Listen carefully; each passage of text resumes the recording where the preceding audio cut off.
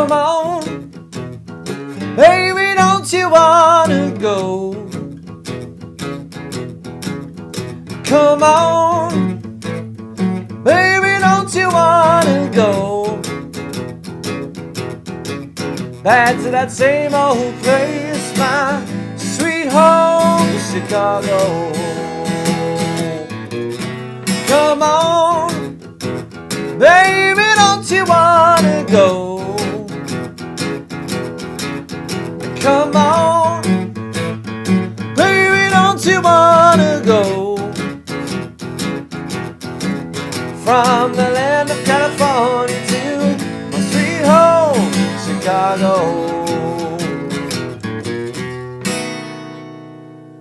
Hi guys, this is how to play Sweet Home Chicago. I'm playing the Blues Brothers version here, but of course it was originally written by Robert Johnson, the original blues legend.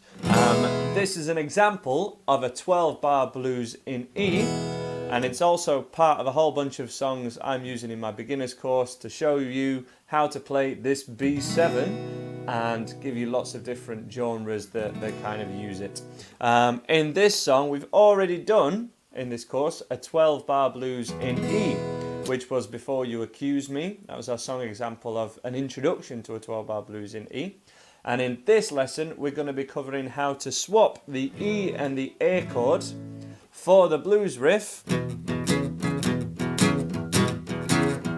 that we learnt in Heartbreak Hotel. We're going to apply it to this musical situation as well, and it sounds great.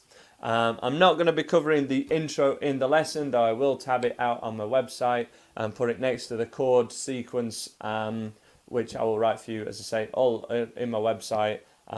You can view the link in the description below. Okay, so from the top, we start off with our E major chord. So hopefully you're already familiar with your 12-bar blues chord sequence, but if not, it starts on an E. And we're not going to play the full E chord, we're just going to play the thickest E string and then the A string, so string 6 and string 5. Because we're just playing those two strings, then there's not really any need for us to have 3 fingers down, because we're only really pressing down your middle finger.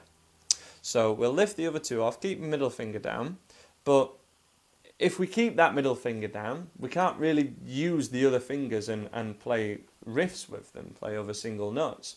So we're going to swap your middle finger for your first finger, and we're going to put your first finger down in its place.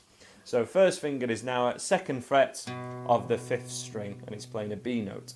If we play those two together, that sounds exactly the same as when I was playing a full E before, but just playing the two thickest strings. But this means that my third finger can play the 4th fret of that 5th string, 4th fret of the A string, which is a C sharp note, and we can play this riff.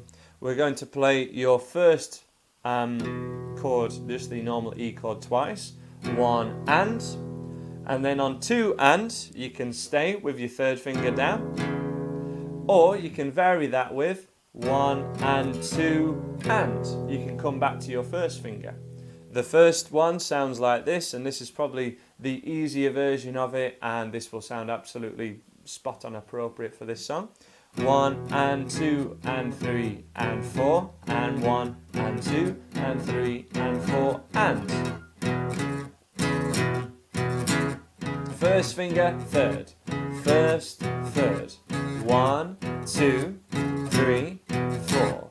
1, 2, 3, 4. Just to reiterate, 1 bar of this riff would sound like 1, 2, 3, 4. And you're essentially placing each finger down on the beat. You're putting them down at the same time as the beat happens. First finger is always down for beat 1, and then you can always check that you're right. For your A chord, we simply just move this riff down a string. So we move your first finger down to string 4. Your third finger will go down to string 4 as well, and we only play string 5 and 4. We don't play your thickest E string, so you've got to be quite careful with this picking hand at this sort of level where you're playing single string riffs. If you hit the wrong strings, it doesn't matter what you do with this hand, it's not going to sound right. That's the kind of ear what we're going for. This is quite a fast song that uses this riff. If you struggle, you can always take it back to Before You Accuse Me, the Eric Clapton version from the Unplugged album, which is the song I always divert back to with my beginner students because it's kind of the slowest example, but that's still got a bit of a bounce to it, a bit of a groove to it. It's not very, very slow, you know, it's still quite up-tempo. But that's a great way into this idea. If you haven't covered it yet, definitely do. But to cover this riff, same again. 1 and 2 and 3 and 4 and.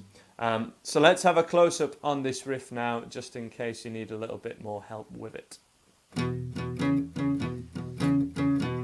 Okay, so here we are for a close-up on your blues riff, remembering that this one is a substitution for your E major chord. So where your middle finger is on an E major chord, we're putting your first finger in place of that and just playing the thickest E string, the 6th string, and string 5.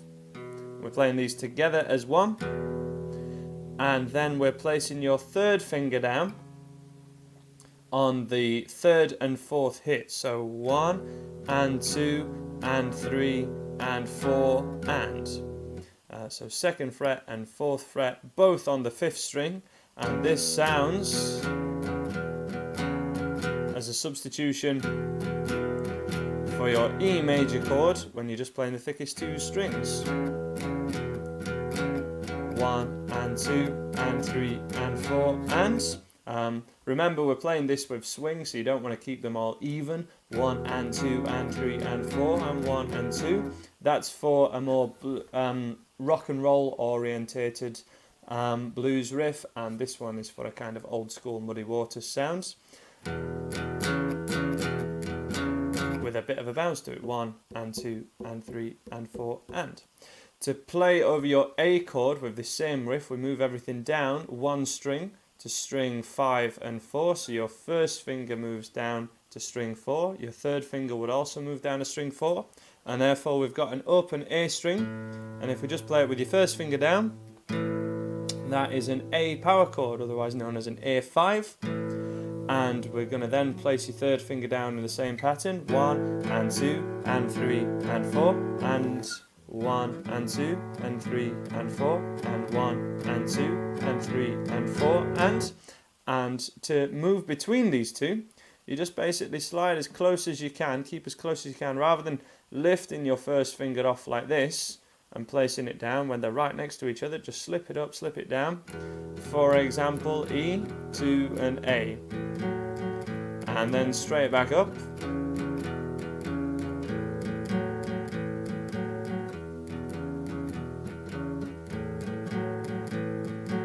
That's how we'll get a smooth change between them.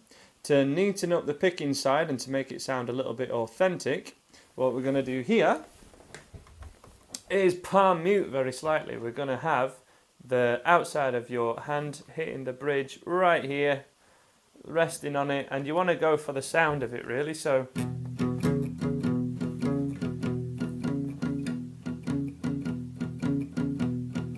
pick, pick, pick, pick, pick, pick, pick, 1 and 2 and 3 and 4, keeping your hand resting down the entire time, but remembering when you go for the A, we're not hitting string 6 and 5, we're hitting 5 and 4. This is my A, and back to an E. Really makes a difference, because if you go for the E, and you're still really hitting this thickest E string, it's not going to sound great. And if we just go from one to the other without any palm muting, it doesn't sound that kind of authentic sound that we're going for. A little bit of palm muting, just lightly, really works a treat. Okay, so let's have a go at playing this song. Let's go from the top. I will count you in, play along to me, starting with your E riff. In, nice and slow, in 1, 2, 1 and 2 and 3 and 4, and 1 and 2 and 3 to an A, slip down a string, back to an E. Change into 3, 4, A. Second line. Baby, don't you want, back to E. Now to your open chords. B7, A, and an E. Finally B7, 1 and 2 and 3, and come on. Palm muting again, remember, to an A. Very slightly palm muting makes all the difference. Just the thicker strings. Come on. Baby, don't you wanna go? B7 open chords. 1, 2, 3, 4. 1, 2, 3, 4.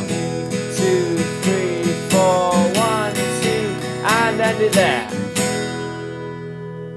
Okie dokie, so try and keep that going yourself. Do play along to the record when you can get up to that sort of speed. If you struggle with the speed, play over Before You Accuse Me or any slightly slower 12-bar blues in E. There are lots of them. If you can play it, can't play it up to the record of Sweet Home Chicago, but you like the song, just play open chords with that palm muting in the same manner we've already covered, and it will sound fine along to the song. I just wanted to cover the blues riff pattern with you.